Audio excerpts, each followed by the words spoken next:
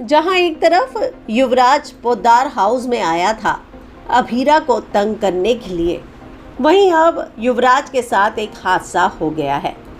क्या हुआ है युवराज के साथ, चलिए हम आपको बताएंगे टीवी विंडो पर। लेकिन अगर आपने हमारे चैनल को सब्सक्राइब नहीं किया तो सबसे पहले सब्सक्राइब कर लीजिए। जहां एक तरफ युवराज अभीरा के पीछे है, युवराज अभीरा का पीछा ही नहीं छोड़ रहा, वहीं दूसरी तरफ अब युवराज ने एक बड़ा कदम उठा लिया है। दरअसल युवराज पहुंचा है पोद्दार हाउस में परेशान करने के लिए अभीरा को।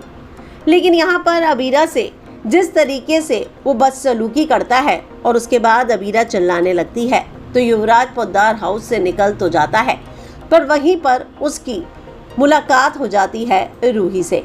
दरअसल रूही की गाड़ी से उसकी टक्कर हो जाती है, जिसकी वजह से उसका इतना भयानक एक्सीडेंट होता है कि उसे अब जो है रूही अपने साथ अपने घर गोयनका हाउस लेकर चली जाती है। तो यहाँ एक बात तो तय है कि अब किस्मत को कुछ और ही मंजूर है और यहाँ पर अब चला जाता है युवराज रूही के साथ, पहुँच जाता है गोयनका हाउस यानी कि मनीष के घर।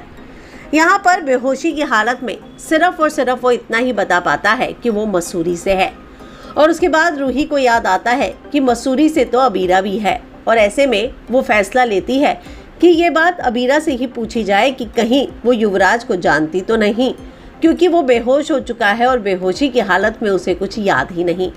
तो अब एक बहुत बड़ा ट्विस्ट सीरियल में देखने को मिलेगा, जहां पर अब युवराज और अभीरा के बीच जो कुछ भी था वो सारे राज अब खुलने वाले हैं। तो आपको क्या लगता है कि जिस तरीके से अब यहाँ पर चीज़ें होने वाली है, गलती से ही सही, लेकिन जिस तरीके से अब रूही उसे अपने घर पर लेकर आ चुकी है, तो देखना होगा कि आखिरकार अब आगे क्या ट्विस्ट आता है।